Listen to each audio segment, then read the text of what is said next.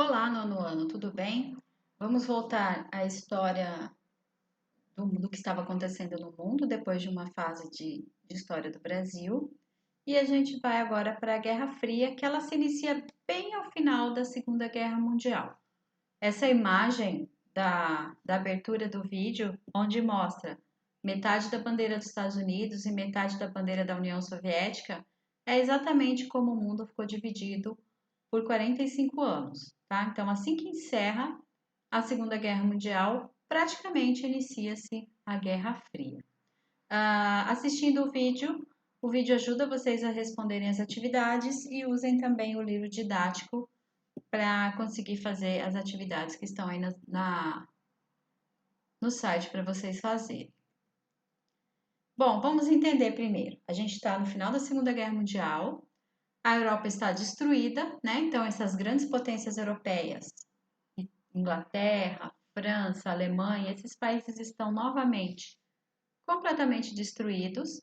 E aí surgem duas novas grandes potências, que vai dividir o mundo em dois polos. Por isso que está ali bipolaridade. A gente tem de um lado os Estados Unidos, do lado capitalista, e do outro lado a União Soviética comunista. Né? E o que foi a Guerra Fria? Foi um período no século XX, de 1946 a 1991, em que o mundo ficou dividido em dois blocos políticos e ideológicos, capitalista e comunista, ou socialista. E cada lado era comandado por um desses dois países, Estados Unidos e União Soviética. As características do capitalismo. Protege, né, a propriedade privada dos bens, te dá liberdade de escolha, incentiva o consumismo, visa o lucro e o neoliberalismo, ou seja, o governo, o Estado, deve evitar intervir na economia. Já o socialismo, os meios de produção são socializados, ou seja, são todos do governo ou uma cooperativa. Não existe propriedade privada, você não é dono da sua casa, é tudo socializado. Você tem o direito de morar ali, mas não é seu.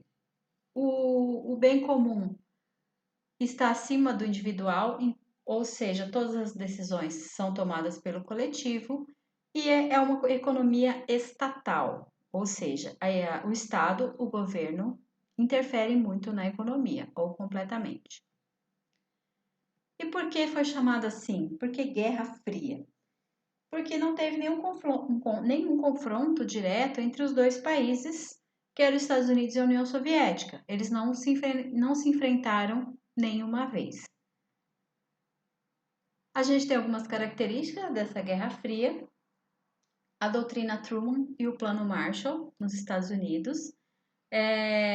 O presidente Harry Truman, em 1947, ele se comprometeu a ajudar, né, a dar assistência aos países que precisassem conter o avanço do comunismo no território. E o Plano Marshall, os Estados Unidos concediam empréstimos a juros baixos aos governos europeus ocidentais, para auxiliar esses governos a reconstruir suas economias que haviam sido destruídas durante a guerra. Então, os Estados Unidos, mais uma vez, saía de salvador da pátria para ajudar esses países, mas colocando eles do seu lado.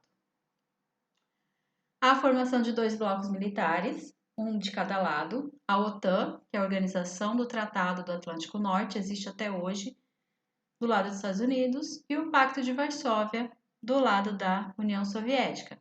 A partir daí começa uma corrida armamentista e uma corrida aeroespacial. Então, além de juntar armas, né, de produzir armas, eles também queriam dominar o espaço. Lembrando que, com o fim da Segunda Guerra Mundial, agora as armas eram outras. Eles estavam já produzindo armas, bombas atômicas, armas nucleares, que têm um poder de destruição muito maior. Nos Estados Unidos também houve uma caça às bruxas, né, que foi o macartismo, que recebeu esse nome por causa do seu criador, o senador Joseph McCarthy.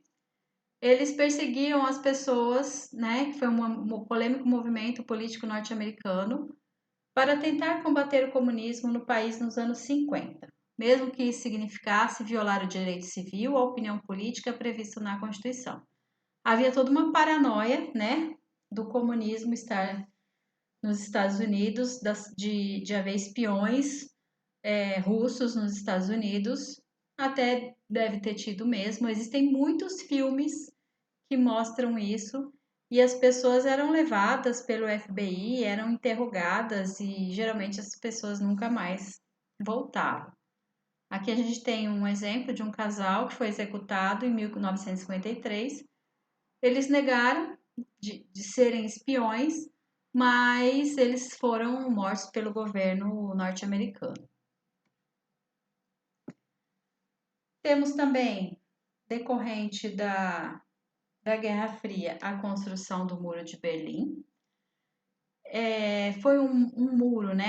Como a Alemanha ficou dividida entre os Estados Unidos, a Inglaterra, a França e a União Soviética, que é comunista, os soviéticos construíram realmente um muro, né? Que foi essa barreira física durante a Guerra Fria, separando uma Alemanha da outra, um lado do outro, e além de dividir a cidade de Berlim ao meio, simbolizava toda essa divisão do mundo da época em dois blocos, capitalista e socialista. Aqui uma imagem desse muro e as pessoas não podiam passar de um lado para o outro. As pessoas estavam presas do seu lado do muro. A Guerra Fria foi um período em que a guerra era improvável e a paz impossível. Bom, por essa imagem a gente vê por que era improvável. Nós vemos atrás dos soldados grandes bombas, que no caso seriam bombas atômicas, mas impossível de usar essas bombas porque o poder delas de matar era muito, de destruição, na verdade, era muito, tinha um alcance muito grande. Pelo que a gente viu da bomba atômica jogada em Hiroshima, que nem era tão potente e destruiu quase toda a cidade e matou mais de 80 mil pessoas. Imagina todos tendo bombas atômicas de muito maior potência e se eles começassem a realmente se atacar, se essa guerra deixasse de ser fria e virasse uma guerra real. Então a gente tem uma guerra improvável por causa das bombas, mas uma paz impossível, porque nenhum dos lados queria ceder para o outro. Então essa disputa ideológica, essa troca de farpas entre esses dois governos, é o que a gente vê aí nessas flechas. As flechas atingem, porém não são tão letais quanto aquelas bombas que estão atrás dos soldados. Começa uma corrida espacial, o homem domina o espaço. Essa é a primeira nave a viajar, né? Que foi uma disputa que ocorreu entre Estados Unidos e União Soviética pela supremacia na exploração e tecnologia espacial. Essa é a primeira viajante do espaço, que é a cadelinha Laika. Ela morreu na viagem, infelizmente, mas é o primeiro ser vivo a viajar pelo espaço.